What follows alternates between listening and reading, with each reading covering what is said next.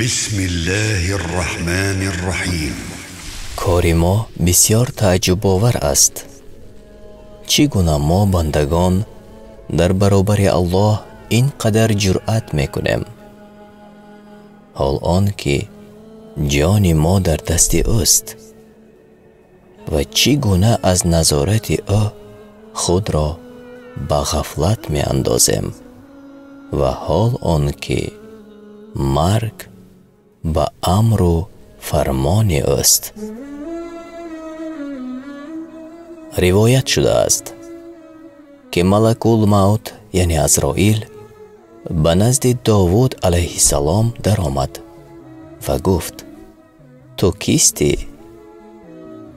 ملک الموت گفت: من کسی هستم که از پادشاهان نمی ترسم و در روبرویم در قصرها بسته نمی شوند و رشوه را قبول نمی کنم. گفت: پس تو نباشد ملک الموت هستی؟ گفت: آره. گفت: تو به نزد من آمدی در حالی که من تا حال آمادگی نگرفتم. گفت: ای داوود، فلان خویش و تبارت کجا شد؟ فلان همسایت در کجاست؟ گفت: مرده است. گفت: آیا برای تو در آنها عبرت نبود تا آمادگی بگیری؟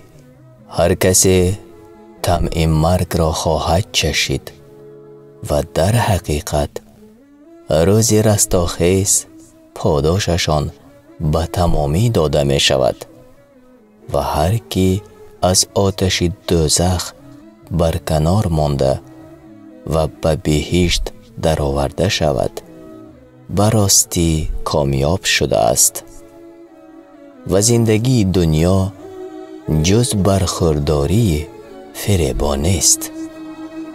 سوره آل عمران آیه 185. آن مرگ است که از آن جای پناه و گریز نیست. وقتی یک نفر از تابوت فراورده شد، دیگری سوار می شود.